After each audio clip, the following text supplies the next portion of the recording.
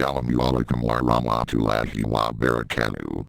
As my second press conference since my reappointment to the post of Prime Minister of Federal Republic of Somalia, it is my intention to use this opportunity to outline the role, my government, our plan, and then to open the platform for questions.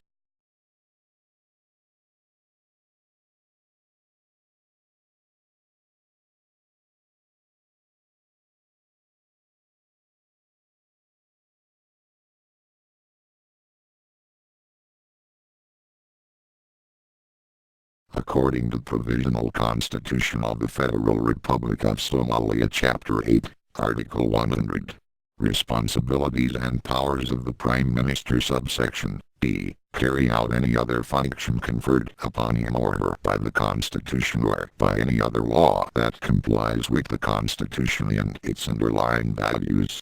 Provisional Constitution was adopted 1st August 2012, and by end 2016 we should have voted for a new constitution. This constitution will be the blueprint we employ as architects of the Somalia House. Where there are any ambiguities in the constitution, our government will encounter an impasse or a set division in perspectives that increase our detractors. It is thus imperative that we examine our Constitution to eradicate such divisive anomalies.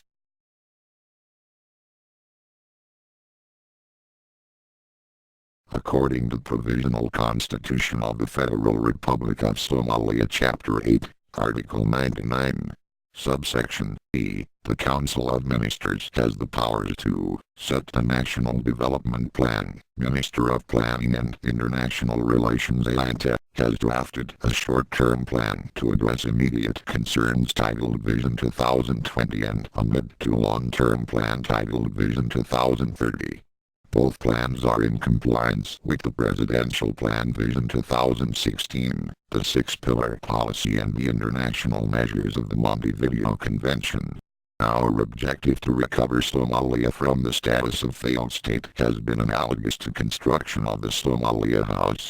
The four walls of our house are 1. Territorial authority in the 12 provinces of Somalia. 2. Establishing security in all 12 provinces of Somalia. 3. Reaching consensus with the 5 federal member states on service delivery. 4. Conducting ourselves with integrity in the execution and the subsequent honoring of international agreements as well as national agreements in behalf of the Federal Republic of Somalia. Due to the international sponsored dialogue process between the two member republics that formed the Somali Republic, namely Somaliland Republic and Federal Republic of Somalia, our plan is intended for implementation in only the Federal Republic of Somalia. Our new constitution and new parliament will also reflect this paradigm shift in our political strategy. The two republics whose dialogue process has stalled will resolve their future association through the internationally sponsored dialogue process. Hence the need to immediately address the ambiguity inherent in our constitution and parliament composition.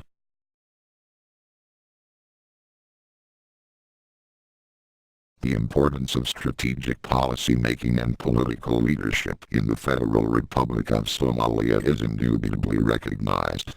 There is a strategic gap due to the absence of planning and prioritization frameworks that would have helped steer policy processes. It is my belief this current government will create the necessary foundations for capacity as well as bring forth new strategies to overcome historical constraints. Key to the success of this government will be to minimize the historical plurality of actors and/or institutions that all compete for the decision-making process. We shall educate and empower the people with the necessary knowledge to appreciate the need for center of government functions. We will be against the currents of a 24-year propaganda to smear the term central authority. It is our hope that the 5 federal member states of the Federal Republic will begin to work closely with the center of government, so that matters of interstate and intrastate are harmoniously coordinated with relevant organizational bodies. Center of government refers to the office of the President, the office of the Prime Minister, and the Council of Ministers. It is my belief that the political model of choice has and never will be the custodian of our success, and that success comes from the hearts and minds of our people. We must make this work. The alternative is rather disheartening, so please make the choice to be an advocate and retire your tendency to detraction.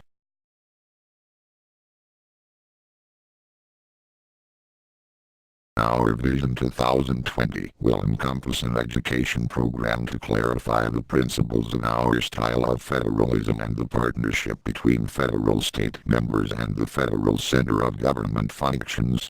The aim of this education program will be the eventual germination of federalism into a political tree that is able to cater to the needs of our fragile republic.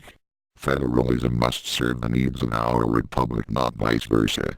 We in addition must use federalism in a constructive manner to reconcile, as opposed to destructive manner to create more divisions.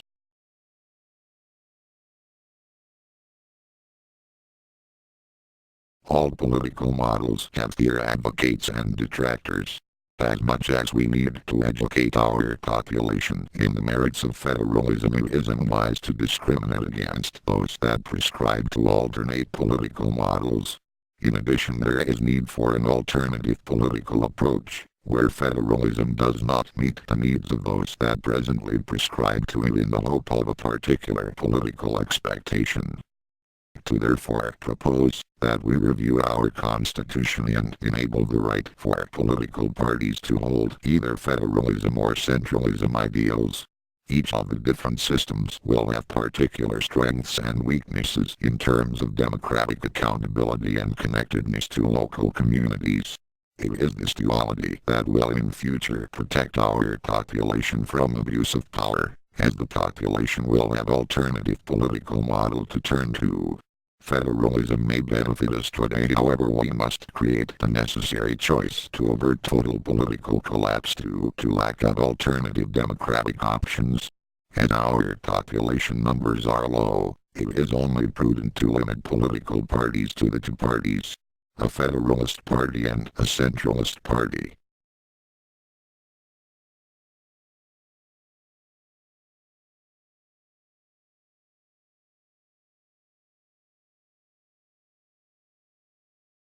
In June 2012, the international community sponsored a dialogue process between Somaliland Republic and the Federal Republic of Somalia.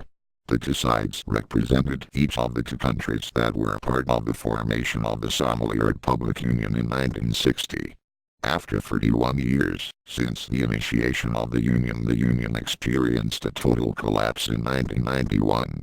I won't get into the history and the details, however, since the Union collapsed, Somaliland Republic has withdrawn its membership to the Union unilaterally, as in 1991 there was no Union government to negotiate with. 24 years Somaliland Republic has pursued its re-independence aspiration, and this path has now brought the governments of the two former Union partners to address their future association without any external pressure. I would like, although it may seem obvious to most, it is more pertinent now than ever to re-examine the tenet of Somali unity. What it was, as much as what it is today. What it was intended, for as much as what it metamorphed into. Who it was for yesteryear as much as who it will be, for in the future to come.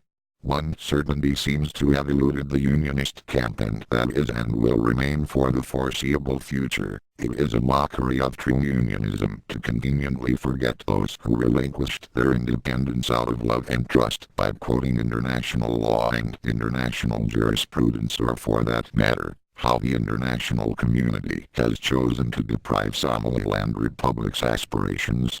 For a true adherent of Somali unionism, the question of unity is indubitably in the realms of traditional Somali system.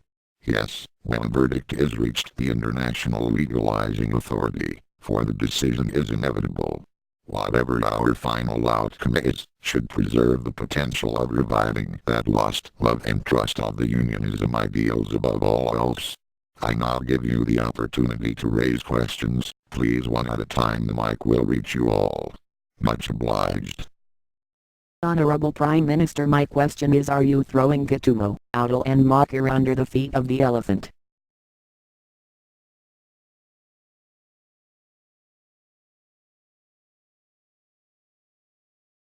Professor Caliph Galid, not necessarily. We all need to collectively realize that to preserve the individual unity of the two republics that formed the Somali Republic Union, is in itself the recreation or facilitation of factors that are a prerequisite to a future relationship which is mutually beneficial to both states, be it reunion or a two-state solution.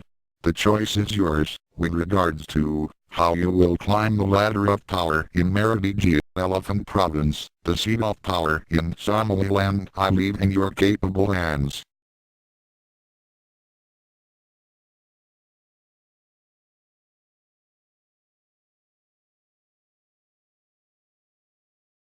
Honorable Prime Minister, my name is Basra. I am from the civil society advocating for gender equality. My first question is, can I move freely between the two republics in either end scenarios? My second question, what citizenship is available to those of us whose mothers are from Federal Republic of Somalia while our fathers are from Somaliland Republic? Basra, there is better chance of inter-republic movement when a dialogue resolution is reached. At present and over the last 24 years, there were no formal relations in cross-border migration, and neither government could protect its respective citizens, while in the other's territory. Relations could become similar to those between Djibouti and Federal Republic of Somalia. If there is a two-state solution, what happens to the Somalia refugees in Somaliland? My second question, you worked under President Sheikh Sharif and now with Sheikh Hassan, aren't their political affiliations different? The displaced would be recognized as refugees, and that would give them more rights and access to resources not currently available to them. Sheikh Sharif Abiel Sheikh Halaj and Hassan Sheikh Abdamalaj have differences both as individuals, in their political lineage and their grasp of global socio-political turbulences impacts, in the Horn of Africa setting. My job is the same, reviving Federal Republic of Somalia. Good morning, Honorable Prime Minister. My name is Agazo. I am a civil servant in the Federal Republic of Somalia. My question is, what are the consequential impacts of the two potential end scenarios on the inter-republic relations? Ugazo, under the status quo that has spanned the last 24 years, where the Federal Republic of Somalia's position remained that reunion is sacrosanct, there were no relations besides the delusions of a hollow unionist sentiment. In the event of a two-state solution, we will lose the hollow political union and gain economic unity, cultural unity, security unity, logistic unity, spiritual unity, emotional unity, and geo-regional unity. These uniting factors we already share with Djibouti, and the same is possible with Somaliland Republic. What we don't share with Djibouti is central government functions, and that same will be true with the recognized Somaliland Republic. Hadi Abo Idmo, my name is Urbuba, adherent of unionism from Somaliland. My commitment to the unionism ideals for the two republics spans the 24 years since the collapse of the Union government in 1991 and dissolution of the Union. Hadi Abo Idmo, Unionist from Somaliland Republic, have collectively made every sacrifice possible to hold on to the last threads of the two-republic union. Hadi Abo Idmo, as Somaliland Republic Unionists, we are adamant now more than ever in the necessity of a two-state solution. Hadi Abo Idmo, my question, Honorable Prime Minister, is, will it not be intellectually and ethically more beneficial to simply refund Somaliland Republic's recognition, since it did not receive its intended purchase on the July 1, 1960? Thank you. To Buddha, my personal opinion in the matter is on public record, and I am confident in advocating for any resolution in the internationally sponsored dialogue process which will revive the lost trust and love between the respective populations of the two republics in the dialogue process. As I have said, we need to reciprocate the love and trust displayed by Somaliland Republic in 1960. when they sacrificed their recognition for the greater good of all Somali people. Let us not insult Somalilanders with quotes of international law and jurisprudence or the dictates of UN, African Union or Arab League members. This matter began as a Somali matter, and the deficiency to act with integrity stems from the politicians of the Federal Republic of Somalia. Honorable Minister, my name is Professor Andy Samajer. I am the chairman of HQ Political Party. I take it you are suggesting the Unionist Somalilanders to take their Union ideals to Somaliland Republic, but don't you realize that Marudijeh, seat of power Elephant Province, has way too much hold on power in Somaliland Republic to make it possible for us Unionists to ever have any political relevance in the immediate.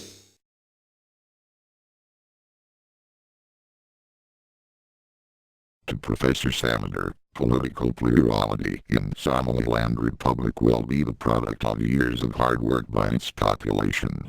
This plurality cannot be forced considering their recent history. It must be nurtured and cared for by the adherents of the unionism philosophy. The status quo only prolongs the healing process required to mend the hearts and minds of the majority. We are tired of intellectually bankrupt professors and their semantics concealing divisive political rhetoric. If you cannot love Somaliland, then there is no place for your kind in Somalia.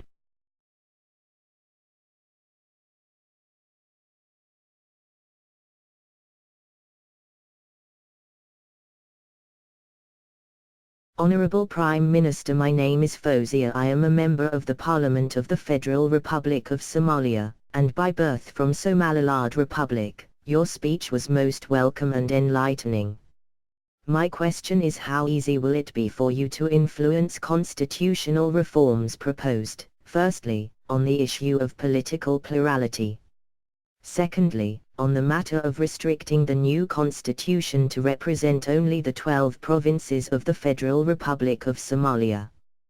Thirdly, on the parliamentary composition, since only citizens from the 12 provinces of the Federal Republic of Somalia will become eligible both in membership and the review process itself.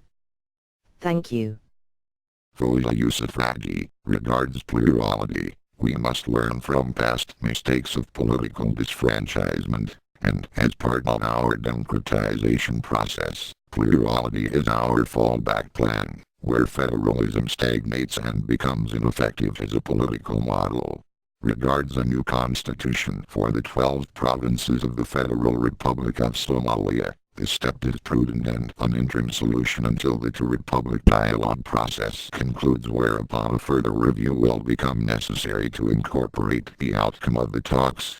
With regards the new parliament composition and eligibility for membership, my initial thoughts are creation of parliament fit for purpose, as opposed to the inalienability of the 4.5 formula that is utterly idiocratic to say the least. Thank you.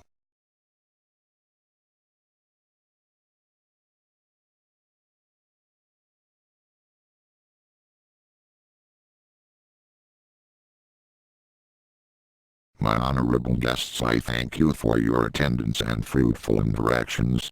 I believe I have covered all your questions and would like to leave with a large quote and an accompanying message.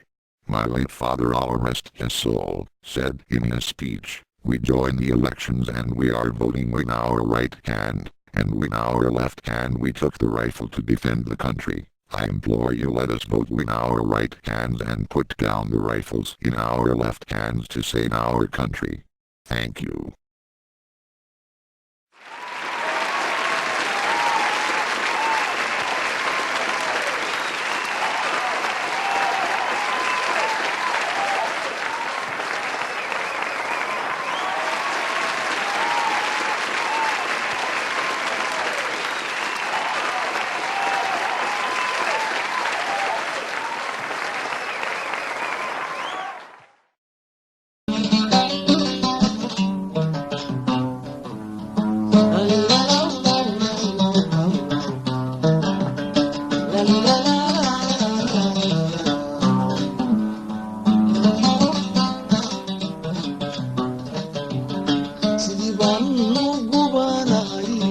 عشدا وريما سيدي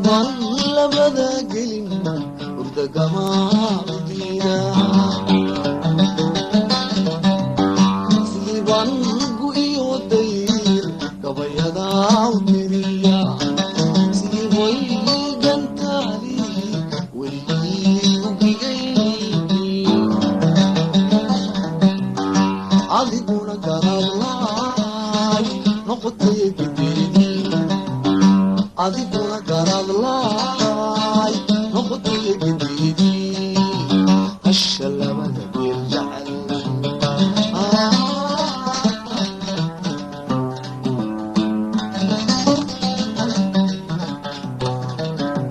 midna gaari weydo kolba geeso carartee laba geedoo waraabuu ku gowracay hasha labada geel jecel noqotay gideedii hasha labada